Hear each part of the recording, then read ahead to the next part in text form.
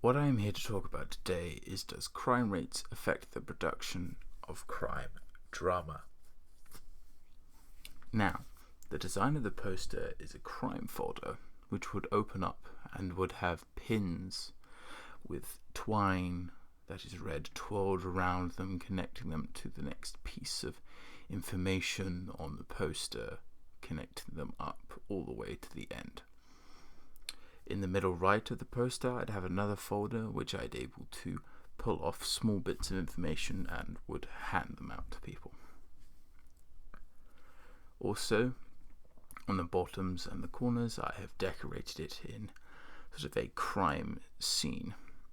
And at the top, at the beginning of the poster, I have a crime world map at the very beginning. And this would be placed as a poster on a podium, and then I would then open it up as a crime folder. Now back to the question, does crime rates affect the production of crime drama? Now what do I mean by this question is, does low crime rate countries produce more crime dramas, or perhaps the opposite, do high crime rate countries produce more crime dramas to reflect their country, or vice versa? Most of the findings on this subject tend toward the ill effects of crime drama might have on the populace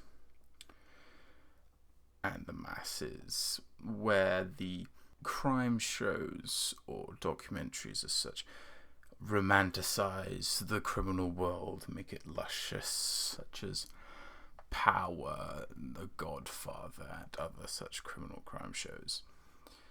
And this is why there have been things in the past to try and restrict such things that would happen on TV or movies in the past, but have now been lifted for more creative freedom.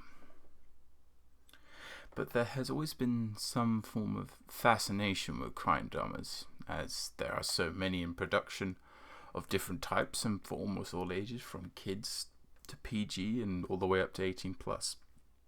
And it is part of our history, all the way back to Shakespeare and the Iliad murder in Greek and Roman, and in the Renaissance. There's always been a fascination with crime drama in our people's history. With all this in mind, the countries that produce the most crime dramas are the UK and the USA, and of a high acclaim and high production value. The crime index shows that these countries are of a middle to low end of the crime index compared to other countries of extreme high countries of crime.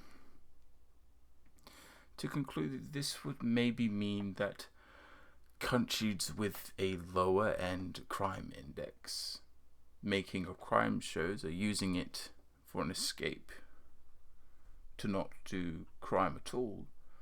It would maybe mean that they do increase crime rate, but by a small amount, but stop it from tipping over at all. To maybe do this as a test to find out, I would maybe presume we find a low-end country, and we, over the course of maybe a decade, through looking at producing more crime dramas for that country and then releasing it, we could maybe see there might be a increase in crime, but we would have to see.